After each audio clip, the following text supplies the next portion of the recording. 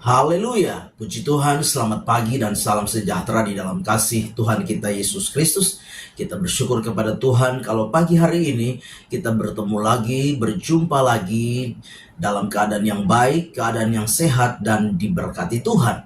Nah, pagi yang baik ini mari kita menyediakan hati dan diri kita untuk bersama-sama mendengarkan firman Tuhan, mendasari seluruh aktivitas kita di sepanjang hari ini.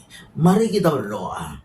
Bapa di dalam surga, di dalam nama Tuhan kami Yesus Kristus, pagi hari ini kami rindu mendengarkan firman Tuhan menjadi dasar bagi kami melangkah di sepanjang hari ini. Roh Kudus menolong kami, Roh Kudus mengurapi kami. Kami mau dengar firman Tuhan dalam nama Tuhan kami Yesus Kristus. Haleluya. Amin. Puji Tuhan. Pagi hari ini kita akan belajar bersama-sama firman Tuhan yang berkaitan dengan iman Abraham. Sekali lagi, kita akan belajar bersama-sama firman Tuhan yang berkaitan dengan iman Abraham.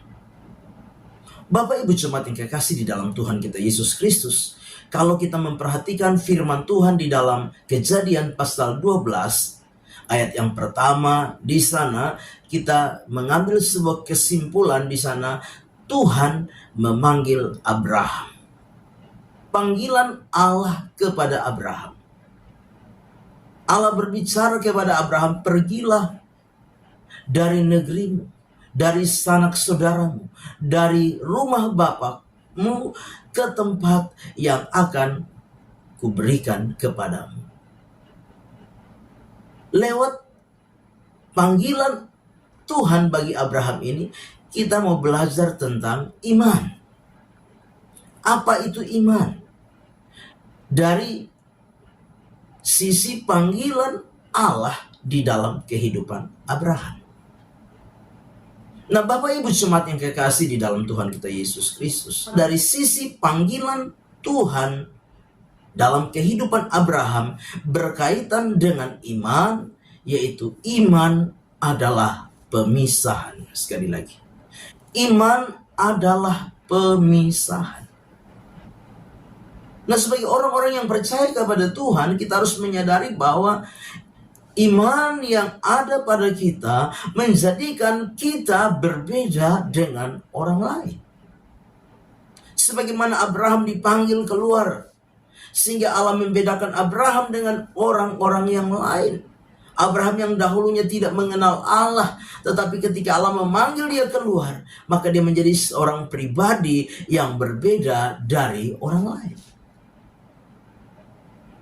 Demikian seharusnya menjadi sebuah pandangan dan paradigma di dalam hidup kita sebagai orang percaya, untuk kita menyadari bahwa menjadi orang beriman itu membawa sebuah pemahaman dalam diri kita bahwa kita harus terpisah dari segala hal yang bukan menjadi kehendak Allah di dalam hidup kita. Kita harus memisahkan diri dari dunia ini. Dunia dengan segala kenikmatannya, dunia dengan segala kemewahannya, dunia dengan segala tawaran-tawaran yang indah, yang kadangkala mempengaruhi setiap kehidupan kita sebagai orang percaya. Kita harus tahu bahwa karena kita orang percaya, maka kita harus memisahkan diri dari dunia ini. Firman Tuhan dengan jelas di dalam Roma 12 ayat yang kedua berkata demikian. Janganlah kamu menjadi serupa dengan dunia ini, tetapi berubahlah oleh pembaharuan budimu, supaya kamu dapat mengerti apa yang menjadi kehendak Allah di dalam dirimu, apa yang benar, apa yang berkenan, dan yang sempurna. Bapak Ibu jemaat yang kekasih, sekalipun kita hidup di dalam dunia ini, beraktivitas, bersosialisasi dengan dunia ini, jangan membuat kehidupan kita sama dengan dunia ini. Mengikuti cara-cara dunia ini, mengikuti pola dunia ini, mengikuti sistem dunia ini. Janganlah kamu menjadi serupa dengan dunia ini. Bahkan kalau iman itu, sebagaimana saya sampaikan tadi, dilihat dari panggilan Allah bagi Abraham, maka iman itu berarti pemisahan. Maka kita juga harus menyadari untuk tidak mencintai dunia ini.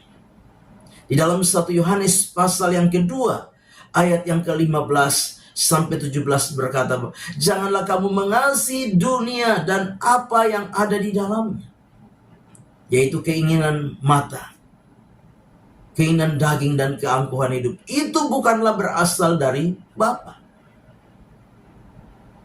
Barang siapa mengasihi dunia ini, kasih akan Bapa tidak ada di dalam orang itu.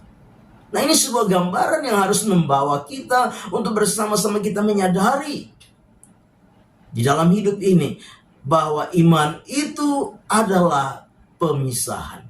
Pemisahan dari segala hal yang bukan kehendak Tuhan. Pemisahan dari segala keinginan-keinginan daging kita. Pemisahan dari keinginan-keinginan duniawi.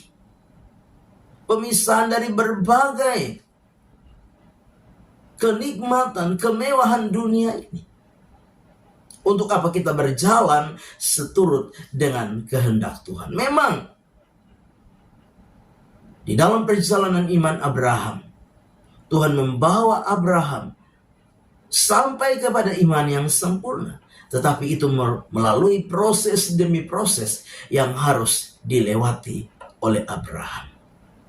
Bapak Ibu jemaat yang kekasih, proses demi proses di dalam kita menjalani iman kita sebagai orang-orang percaya, orang-orang yang berbeda dengan dunia ini,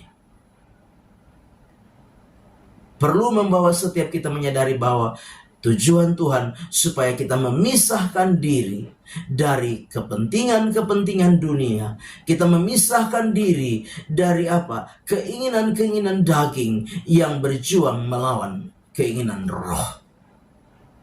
Bapak Ibu jemaat yang kekasih, iman bukanlah resep untuk kita menikmati dan menerima keberhasilan secara lahiriah semata. Bukan. Karena kita tahu bahwa tidak semua tokoh-tokoh iman di dalam Alkitab mengalami keberhasilan secara lahiriah. Tapi iman itu membawa kita untuk kita menjadi seseorang percaya yang apa? Yang semakin hari kehidupan iman kita semakin dibaharui. Lewat apa? Sikap, karakter. Lewat perbuatan kita. Semakin hari semakin disempurnakan. Seperti apa yang Tuhan kehendaki di dalam hidup kita. Melepaskan segala keinginan-keinginan daging kita. Yang apa? Berjuang melawan kehendak Allah. Lepaskan itu, kita hidup di dalam pimpinan roh. Dengan kita hidup dalam pimpinan roh, kita belajar untuk taat, belajar untuk tunduk, belajar untuk hidup di dalam apa? Ketulusan, kemurnian. Belajar sebagaimana Abraham belajar taat dan tunduk kepada Allah. Sekalipun ada proses yang dia lewati di dalam hidup ini. Amin. Mari kita berdoa. Bapa di dalam surga, di dalam nama Yesus Kristus Tuhan, kami bersyukur untuk firman Tuhan yang kami dengar pagi hari ini. Biarlah firman itu boleh menjadi rema, menjadi berkat, menjadi kekuatan dalam hidup kami. Kami serahkan seluruh hidup kami dalam tangan Tuhan. Dan kami percaya sepanjang hari ini tangan kasih Tuhan senantiasa menyertai, menolong, bahkan memberkati kami sekalian. Tuhan memberkati engkau dan melindungi engkau. Tuhan menyinari engkau dengan wajahnya dan memberi engkau kasih karunia. Tuhan menghadapkan wajahnya kepadamu dan memberi engkau damai sejahtera. Terimalah segala berkat ini di dalam nama Allah Bapa, Putra dan Roh Kudus, yaitu di dalam nama Tuhan Yesus Kristus. Haleluya. Amin. Selamat pagi, Tuhan Yesus memberkati.